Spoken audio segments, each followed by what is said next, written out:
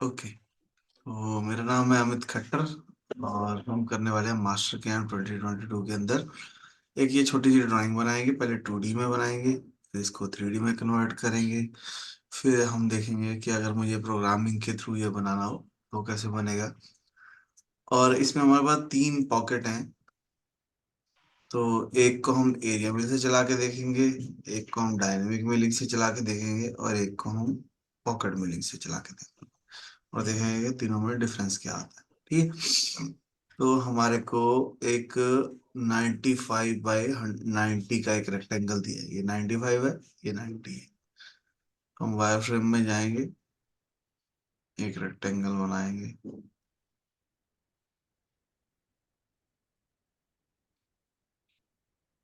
-95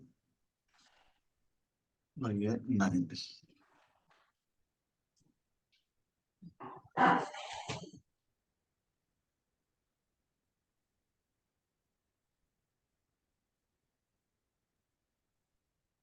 उल्टा हो गया, ये -90 होना चाहिए और ये 95 होना चाहिए।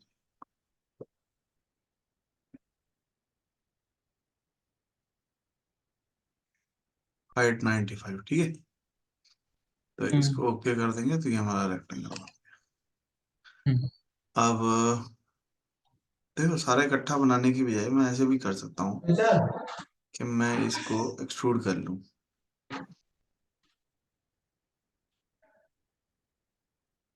डायरेक्शन नीचे कितना एक्सट्रूड करना है, ये इसकी टोटल थिकनेस है 30 की, तो यहाँ पे 30 कर देंगे।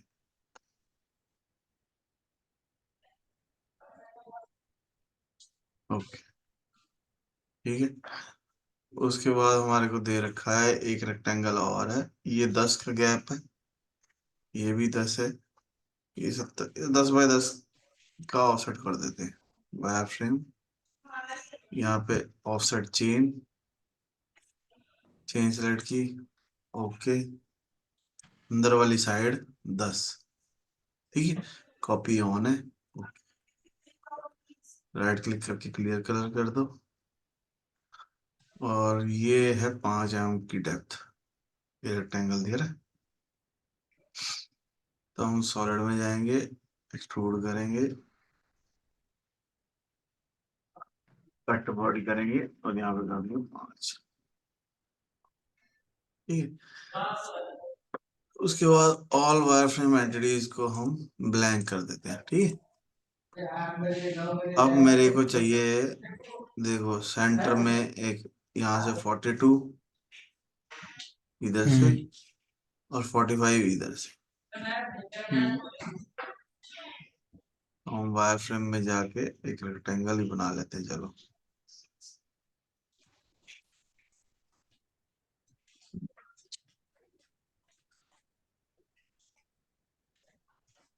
-45 और ये 40, ठीक।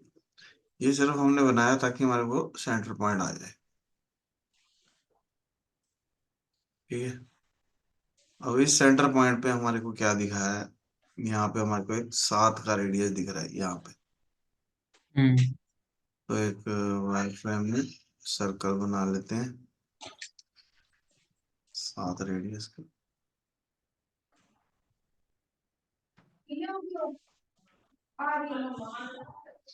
यहाँ से एक सीधी लाइन लगा लेंगे इसके क्वाड्रेंट से, इसकी लेंथ भी 7 है, ठीक है। एक इस हम्म। सेंटर पॉइंट से हमारे को 9 का रेडियस नजर आ रहा है, तो हम यहाँ से एक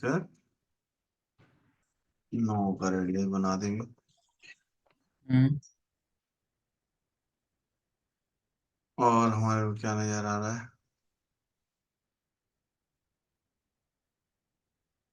और हमारे को नजर आ रहा है 7 के क्वाड्रेंट से ऐसे सीधी लाइन, ये भी 7 की है वैसे तो, पर जितनी मर्जी लगा दो,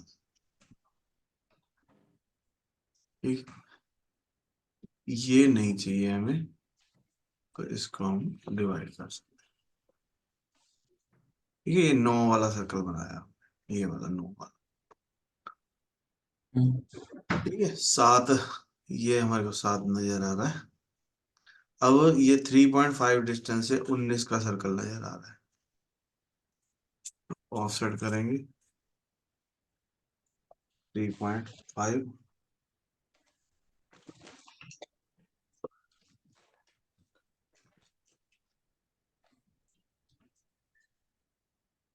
ठीक है, 3.5 से 19 का रेडियस। ठीक है,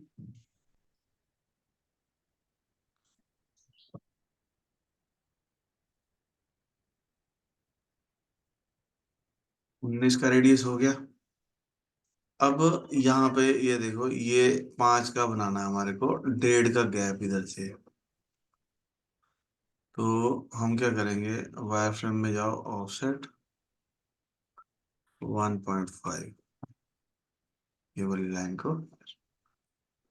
अब ये यहाँ पे ये चीज समझने वाली है, इसको मैं एक्सटेंड कर सकता हूँ, मॉडिफाई लेंथ। जितनी यहाँ पे वैल्यू भर देंगे उतनी एक्सटेंड हो जाएगी। ठीक। अब हम क्या चाह रहे हैं, हम एक 5 का रेडियस चाह रहे हैं जो इस पॉइंट के साथ टेंजेंट, इस पॉइंट को काट रहा है। हमने जिस पॉइंट से काट रहा हो वहां से 5 का सर्कल बनाया, और जिस लाइन के टेंजेंट हो, अब इस लाइन के टेंजेंट हो तो इसको ऑफसेट कर लिया 5। तो दोनों जहां पे काटेंगे, अगर मैं वहां से 5 का सर्कल बनाऊंगा तो ये सर्कल इस पॉइंट को टच कर रहा है और इस पॉइंट को टेंजेंट है। जिसके टेंजेंट हो उसको ऑफसेट करो, जिस पॉइंट से काट रहा हो वहां से सर्कल बनाओ। तो ये हमारा बन जाएगा, इसका काम खत्म हो गया। इसको डिलीट कर दो, इसका काम खत्म हो गया, इसको डिलीट कर दो, फालतू की चीज को डिवाइड कर दो। नहीं बना था मेरे, टेंजेंट वाला जो बनाया 5 का रेडियस। मैं अभी समझाता हूँ, 1 मिनट। ठीक है, एक बार ये ड्राइंग बन जाए फिर मैं तुम्हारे को समझाता हूँ कि पंगा है क्या एग्जैक्टली। अब हमारे को यहाँ पे ये लाइन मिट गई, यहाँ से है लगी हुई है। हमने क्या किया, मॉडिफाई लेंथ करके इसको भी एक्सटेंड कर लिया। ठीक है,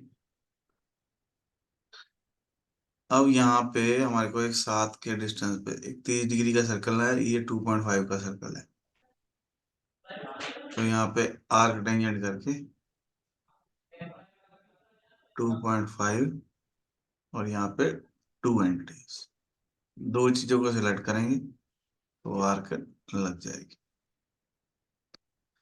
इस आर्क को मेरे को कंप्लीट अगर चाहिए तो यहाँ पे कमांड है क्लोज आर्क, इसको सिलेक्ट करो, क्लोज आर्क, इसको सिलेक्ट करो एंड सिलेक्शन, तो ये कंप्लीट हो जाएगा। राइट क्लिक करके क्लियर करा।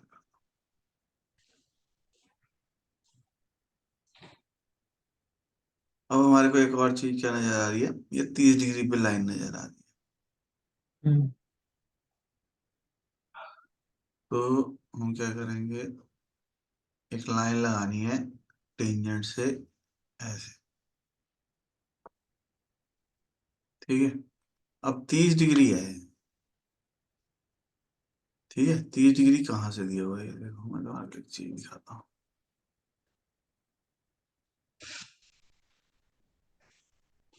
अगर इसको मैं बड़ा कर दूं 1 सेकंड।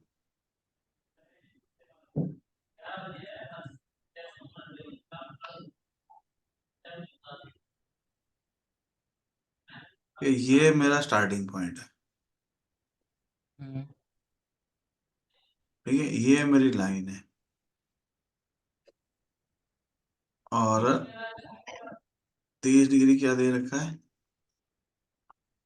ये ऊपर वाला दिया है हाँ, ऐसे करके 90 से मतलब ये 60 का 30, एंगल दिया है और 30। ये 30 डिग्री दिया हुआ है। ठीक है, तो हमारे को नीचे वाला लगाना है। हम्म, ठीक है, तो यहाँ पे एक ट्रायंगल नजर आएगी, ये ऐसे, जिसमें ये 30 है, या साफ साफ बनाऊं तो मैं, ये ऐसे और ऐसे दे रखा है 30 डिग्री, और ये मेरा स्टार्टिंग पॉइंट पे ऐसे प्लस का निशान बनाएंगे तो ये 30 हो गया, ये 90 हो गया। 90 प्लस 30, अगर ये 30 है, जैसे राइट एंगल ट्रायंगल बन गई ना, तो ये हो गया 60। हम्म। तो 60 हो गया, तो ये हो गया 180 प्लस 60। तो 180 प्लस 60 डिग्री पे हमारे को चाहिए 180 +60। प्लस 60। तो ये लाइन हमारी है।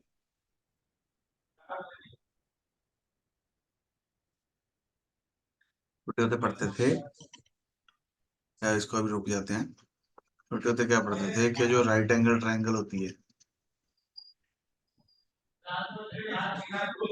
हम्म, उसमें अगर हमारे को एक एंगल पता हो तो दूसरा एंगल निकाल सकते हैं। हम्म। तीनों का जोड़ 180 डिग्री होता है।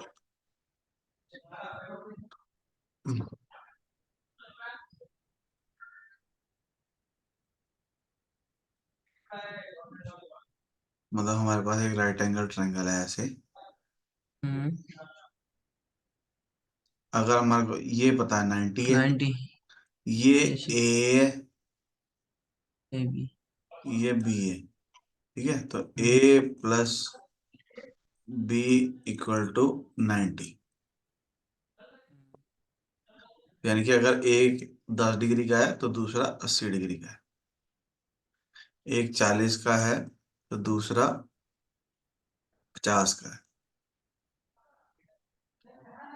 राइट एंगल ट्रायंगल में तीनों जोड़ों का, तीनों एंगलों का जोड़ 180। 180 होता है। एक 90 हम्म। निकल गया तो बाकी दोनों 90 के हो गए। तो एक 40 हम्म। का तो दूसरा 50 का, एक 10 का तो दूसरा 80 का। एक 60 का तो दूसरा 30 का। हाँ। और जब हमें एंगल निकालना होता है तो हमारे पास ऐसे कोऑर्डिनेट होता है। अब ये हमारे को ऐसे 30 डिग्री दे रखा है। हम्म। अब ये 30 का, ये 90 का, ऊपर वाले तो कौन है? ये 60 का हो गया। तो हमारे को हम्म। ये एंगल फाइंड आउट करना है, ये वाला। सर, 0, इसमें हम ऐसे भी 90, कर एक सकते सौ हैं ना। अस्सी है। इसमें ये वाला अभी हमको 30 दिया है, ये वाला भी तो 30 आएगा ना। वो जैसे इधर 270 -30 भी तो कर सकते हैं। हम्म, क्योंकि ऑपोजिट एंगल सेम होते हैं। अगर ये 30 तो फिर ये 30 हुआ, हम्म। तो फिर 270 माइनस 30 करेंगे तो 270 में 30 माइनस कर दो चाहे 180 में, फिर वो हम्म। बात बदल गई 60 फिर। प्लस। वही कि हमारे पास दो पैरेलल लाइनें हैं और एक लाइन ऐसे काट रही है, ये एंगल और ये एंगल हम्म। बराबर होता है।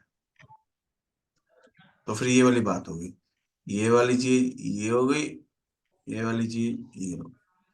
फिर जब हमने यहाँ से ऐसे प्लस बनाया तो 0, 90, 180, 270, 270 में से 30 माइनस किए तो वो एंगल निकल आएगा। हम्म।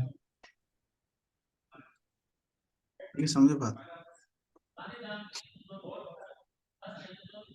एक मैं बात और समझा रहा था कि मेरे पास एक लाइन लगी है, ठीक है, हम्म। उसको कोई सर्कल टेंजेंट है। हम्म। तो जितना इसका रेडियस है हम्म। उतना अगर इस लाइन को ऑफसेट कर दें तो वो दोनों के सेंटर में से जाएगी। एक सर्कल है जाएगा। हाँ।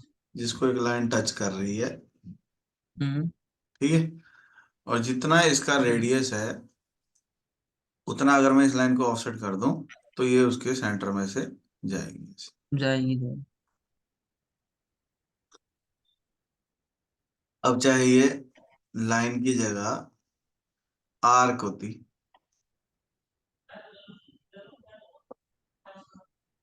अब तो इस आर्क को अगर ऑफसेट करेंगे तो ये पहले वाले के सेंटर में से जाएगी। ये सुंदर बना नहीं हाथ से, समझ गया मैं। है ना। अगर कोई आर्क किसी सर्कल को टेंजेंट है तो उस आर्क को सर्कल के रेडियस जितना ऑफसेट कर दो तो वो उसके सेंटर में से पास हो। ठीक है। हम्म। और अगर कोई सर्कल किसी पॉइंट को काट रहा है तो उस पॉइंट से अगर सेम रेडियस का सर्कल बनाऊंगा तो वो पहले वाले के सेंटर में से जाएगा।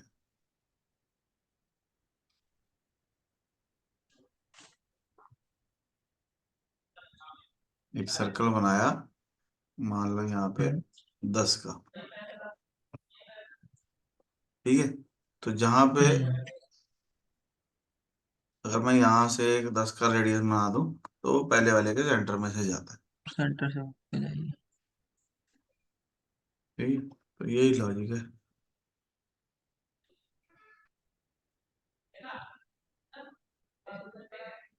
अब हम बात कर रहे थे इसकी। हम्म, एंगल में पहुंचे। हाँ, अब हमारे पास ये भी बन गया, ये भी बन गया।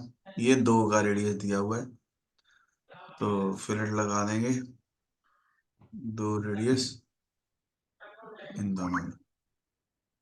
ठीक है, फालतू की चीज को डिवाइड कर दो, जो नहीं चाहिए उसको डिलीट कर। ठीक है, तो ये एक बन गया हमारे पास।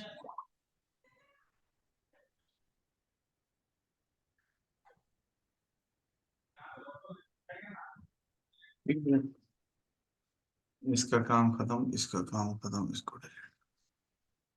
ये क्या हुआ, इसको और इसको डिलीट। ठीक है, आइसोमेट्रिक व्यू कर लो। अब हमारे को इसके सेंटर से 20 इधर और 20 इधर, यानी कि एक रेक्टेंगल ऐसे बनाएंगे, -20 और 20। और इधर नीचे ये 20 है और इधर भी 20 है, तो यानी कि एक रेक्टेंगल ऐसे बनाएंगे, ये भी 20 और ये भी 20। ठीक है,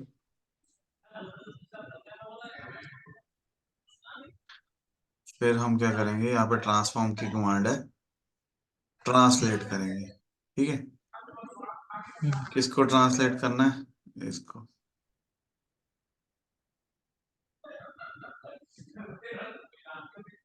एंड सिलेक्शन, यहाँ पे कॉपी ऑन होना चाहिए। ये है सोर्स। ठीक है, ये मैंने कमांड मैंने गलत ले ली, ट्रांसलेट लेनी थी, सॉरी। ठीक है, वो ट्रांसलेट की जगह ट्रांसलेट टू प्लेन कर लिया। तो यहाँ पे ऑप्शन होती है वेक्टर फ्रॉम टू, भाई यहाँ से उठा के यहाँ पे रखना है, बोथ साइड। बोथ साइड कर देंगे तो भी आ जाएगा, क्योंकि डायमेंशन सेम है। डायमेंशन से भी। फिर इसको ओके कर दिया, राइट क्लिक करके आइसोमेट्रिक कर दिया। जो जो लाइन का काम खत्म हो गया उसको डिलीट। डिलीट कर। ठीक है, फिर सॉलिड में जाके एक्सट्रूड, तीनों को एक्सट्रूड कर लो। कट बॉडी 5 की जगह 10। ठीक है, okay. All wire frame entities को ब्लैंक। ठीक है, वापस से टॉप व्यू में आ जाओ, तो ये हमारा। उसके बाद हमारे को 2 होल दे रखे हैं, ये 25 है, इधर से 22 है। हम्म, तो वायर फ्रेम लेंगे,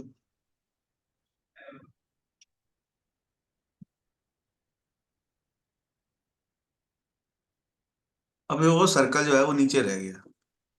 ठीक है, अब एक तरीका, या तो मैं उसको अनब्लैंक करूं, या मैं इस सर्कल को प्रोजेक्ट कर लूं। ये प्रोजेक्ट की कमांड है, ये वाले सर्कल को हम्म एंड सिलेक्शन प्रोजेक्ट करेंगे तो जो प्लेन में काम कर रहा हूँ वहां पे आ जाएगा। क्यों लेके आया इसको, ताकि सेंटर पॉइंट आ जाए। Project okay. और यहाँ से इसका सेंटर से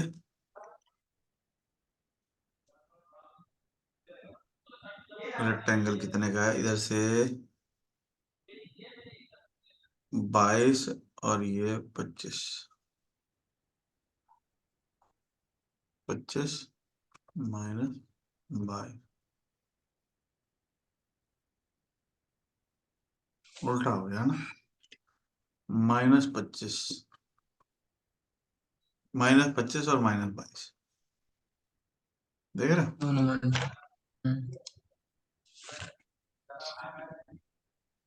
इधर भी बनाना है हमारे को, तो इधर कितना है, इधर एक साइड 33 है, एक साइड 25 है, ये 25, ये 33, ठीक है। यहाँ पे एक सर्कल बनाया, कितने का सर्कल है,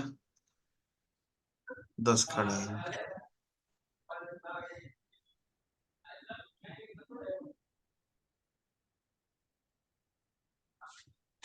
10 का diameter,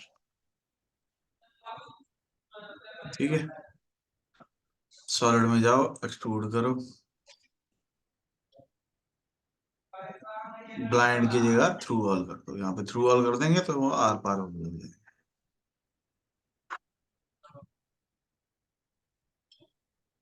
all wire frame brand release को ब्लैंक,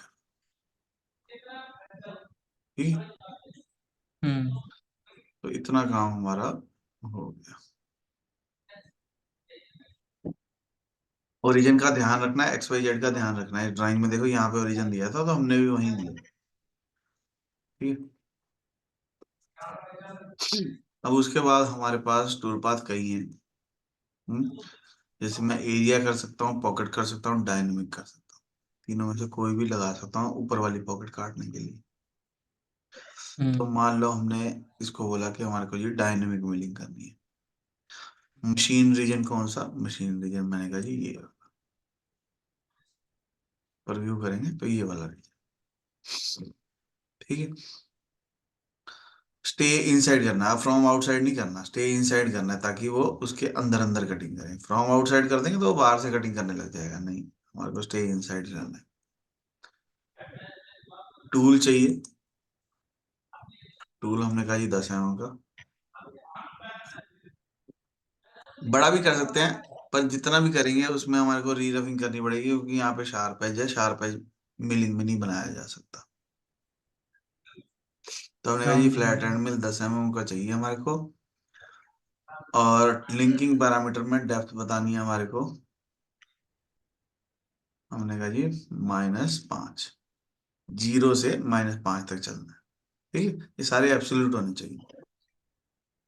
डेप्थ ऑफ कट, अब क्योंकि हमने डायनेमिक मिलिंग दिया है तो डायनेमिक मिलिंग की खासियत होती है कि इसमें हम बड़ा कट लगा सकते हैं, हम सीधा -5 का एक ही बार में कट मार सकते हैं,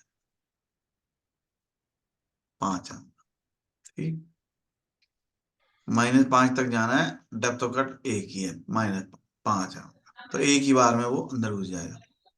कटिंग पैरामीटर में हमारे को स्टेप ओवर जो है वो टूल के डाई का 10 से 15% रखना होता है, तो हम यहाँ पे 10% कर दें।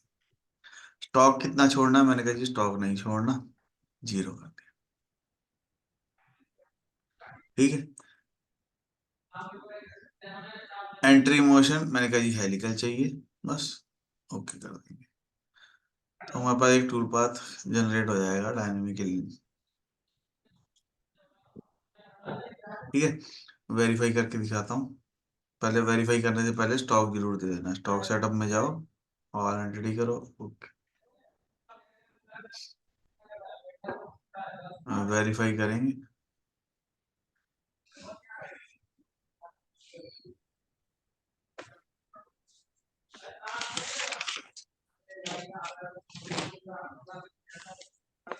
डायनेमिक मिलिंग में क्या होगा, जैसे सर्कुलर मिलिंग होती है वैसे ही ये सर्कुलर मिलिंग की तरह एंट्री लेता है, जितना गोल बना सकता है एक बार बनाएगा मैक्सिमम, और फिर उसके बाद कॉर्नर क्लियर करेगा एक एक करके।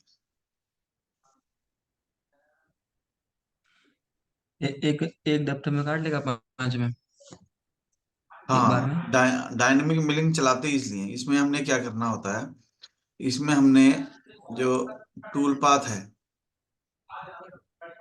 इसमें हमने स्टेप ओवर कम कर दिया। यानी कि स्लाइसेस कटेंगे, खीरा कद्दूकस करते हैं ना, मूली कद्दूकस करते हैं, बहुत पतली पतली करते हैं, पर वो बहुत मोटी चीज को भी हम पील कर सकते हैं। तो हमने स्पिंडल स्पीड बढ़ा देनी है। नॉर्मली हम 4,000 5,000 पे चलाते हैं, तो इसको हम 10,000 पे भी चला सकते हैं।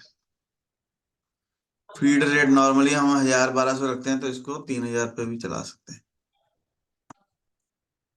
मतलब फीड स्पीड बढ़ा दी, डेप्थ ऑफ कट बढ़ा दिया, और स्टेप ओवर कम कर दिया, ताकि लोड कम आए। मतलब बहुत पतली पतली स्लाइस काटी हमने। मतलब रफिंग में नॉर्मली हम 4 mm 5 mm का रफिंग कर रहे थे, स्टेप ओवर जब नॉर्मल कटिंग करते हैं, हम्म। इसमें हम स्टेप ओवर कम कर देंगे, डेप्थ ऑफ कट बढ़ा देंगे। एक्चुअली प्रॉब्लम क्या थी कि जो हमारा टूल था ना, टूल में जो फ्लूट लेंथ है, जो कटिंग लेंथ है, ये वाली, हम्म। ये 16 mm की है। अगर मैं 0.5 हम्म। का या 0.2 का कट मारता हूँ, तो ये आगे से यूज होता है, बाकी का वेस्ट हो जाता है। तो हम चाहते हैं टूल की फ्लूट लेंथ का मैक्सिमम यूज करें, तो हमने हम्म। उसकी डेप्थ बढ़ा दी। यानी 5 mm का कट मारेंगे तो ज्यादा यूज होगा टूल, ठीक है। और स्टेप ओवर कम कर दिया, तो उससे क्या होगा, ये टूल पाथ जनरेट हो जाएगा। ये नेट पे जाएंगे ना, वहां पे जाके डायनेमिक मिलिंग लिखेंगे, dynamic milling versus conventional milling, तो बहुत सारी वीडियो दिखाई देंगी, जिससे हम कटिंग कर सकते हैं। मतलब सोचो ना, कहाँ मैं 0.5 के मुझे 10 कट मारने पड़ते, कहाँ मैंने एक कट मार दिया, तो कितना टाइम सेविंग हो जाएगी। और वैसे फीड स्पीड हम कम रखते हैं, इसमें फीड स्पीड भी ज्यादा रखेंगे। पर इसमें टूल जो है हमारा अच्छा होना चाहिए, कार्बाइड टूल होना चाहिए, हम्म।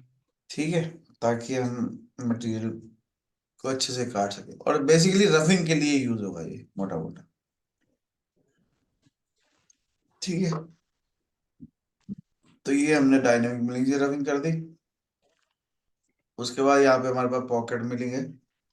पॉकेट मिलिंग में क्या है, मैंने ये तीनों पॉकेट को एक साथ सेलेक्ट कर लेता हूँ, ठीक है। अब इन दोनों के एरो अलग डायरेक्शन में, इसके एरो अलग डायरेक्शन में, तो इस बात का ध्यान रखना, ठीक है। टूल सेलेक्ट किया, टूल सेम ही ले लेते हैं, पर इसमें अब हम स्टेप ओवर कम, स्पिंडल स्पीड कम कर देंगे, ठीक है। फीड हम फीड भी कम कर देंगे, क्योंकि हम ये नॉर्मल रफिंग करना चाह रहे हैं। यहाँ पे हम हाई स्पीड कर सकते हैं, ठीक है। हाई स्पीड हमने कहा हमारे को करना है एंट्री मोशन हेलिकल, और लिंकिंग पैरामीटर में डेप्थ इसको बता दी कि हमारे को -10 तक जाना है, पर टॉप ऑफ द स्टॉक जो है वो 5 है, -5 से -10 तक जाना हम्म। नहीं तो ऊपर खाली वो है। हाँ, depth time of cut, cycle time बढ़ जाए। हाँ, वो हवा में चलता रहे, वहां तो हम काट चुके हैं ऑलरेडी। काट चुके। तो इसको 0.5 कर लो, ओके। हम्म। तो अब ये क्या करेगा, ये देखो ऐसे कट गया। एक्चुअली इसके लिए ना ये टूल बहुत बड़ा है, जगह कम है, छोटा टूल। तो हम टूल छोटा कर लेते हैं, ठीक है। मतलब हम कभी भी टूल चेंज कर सकते हैं, ठीक है। हम 6 mm का एंड मिल लेते हैं, ठीक है। यहाँ पे टूल नंबर 2 देना जरूरी है, ठीक है। इसको 1 नंबर देना जरूरी है, ये 2 नंबर, ठीक है। इसमें हमारे को ये भी ध्यान पड़ना रखना है कि हमने कट पैरामीटर में स्टॉक कितना छोड़ना, स्टॉक 0 किया हुआ है अभी हमने, ओके। ये ओपन की जगह स्टैंडर्ड कर देना, क्योंकि हमारी क्लोज बाउंड्री है, अब हमारी ओपन बाउंड्री नहीं है, ठीक है। तो पॉकेट टाइप को स्टैंडर्ड करके, ओके। हम्म। तो टूल पाथ जो है हमारा कुछ इस तरीके से चल जाएगा, ठीक है। अब पॉकेट मिलिंग में ही एक और ऑप्शन होती है हमारे पास, machine region same, machine region same. Tool मैंने थोड़ा सा और छोटा ले लिया। अब की बार मैंने फ्लैट एंड में 3 mm का ले लिया।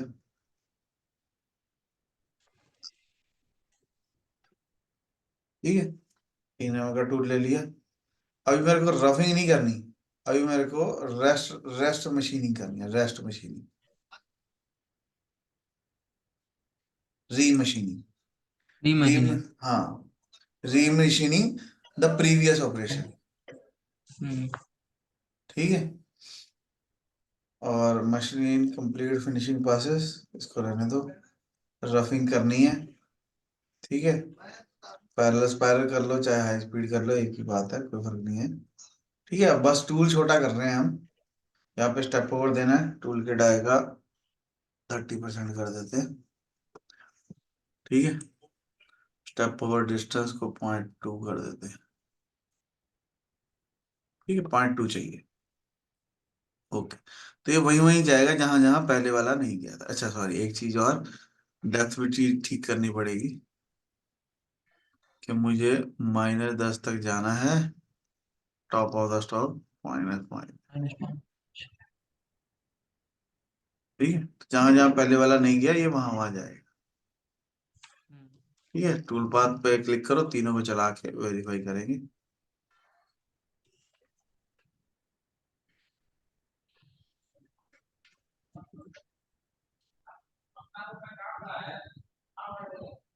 ठीक है, स्पीड तेज कर लो, प्ले कर लो।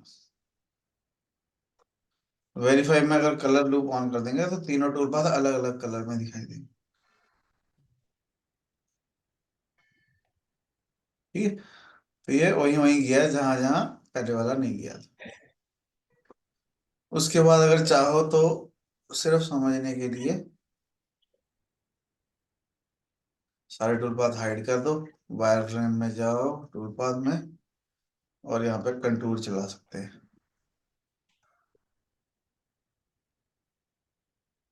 ठीक है, कंटूर का टूल पाथ फिनिशिंग के लिए चला रहे हैं हम, छोटा टूल ले लो।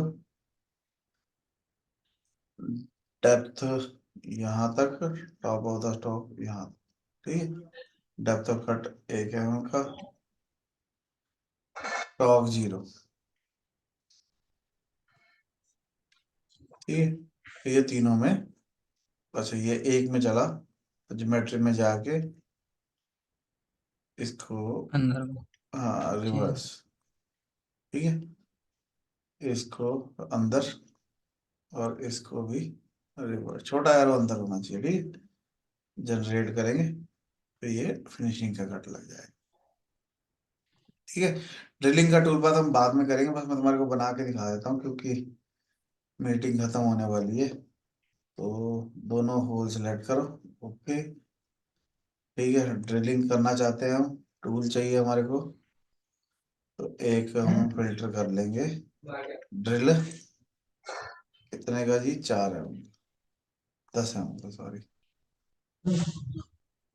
ठीक है, तो ये 10 mm का ड्रिल है। टूल एक्सिस 3 एक्सिस है। कटिंग पैरामीटर में हमारे को चिप ब्रेकिंग करना है, यानी 5 5 2 2 mm 3 3 mm अंदर जाए। ठीक है, चिप ब्रेक करता रहे। और टोटल डेप्थ यहाँ तक जानी है। टॉप ऑफ द स्टॉक 0 नहीं है, टॉप ऑफ द स्टॉक ये है। और टिप कंपनसेशन ऑन रखना है, इसका ध्यान रखना है क्योंकि थ्रू वाला होल है, तो इसको हम ऑन रखेंगे और ओके कर देंगे, दैट्स इट। तो अगर टिप ये कंपनसेशन ऑन नहीं करेंगे तो क्या होगा? ये बाहर नहीं निकलेगा। ड्रिल आगे से ट्रायंगल होती है ना, ऊपर तो वो ऊपर लग रह जाएगा। जाएगी। हाँ, ठीक है, तो ये सारे हमारे टूल पाथ क्रिएट हो गए। वेरीफाई करेंगे और यहाँ पे स्पीड तेज करके प्ले करके देख सकते हैं। ठीक है, तो जैसे जैसे मैंने यहाँ पे किया वैसे वैसे अपने कंप्यूटर पे करेंगे। 2D ड्राइंग भी बनानी आ जाएगी, 3D ड्राइंग भी बनानी आ जाएगी, और उसको एरिया मिलिंग भी समझ में आया हमारे को, पॉकेट भी समझ में आया, री मशीनिंग भी समझ में आया, और ड्रिलिंग भी समझ। ठीक है, तो ये हमारा टूल पाथ जो है क्रिएट हो जाएगा। ठीक है।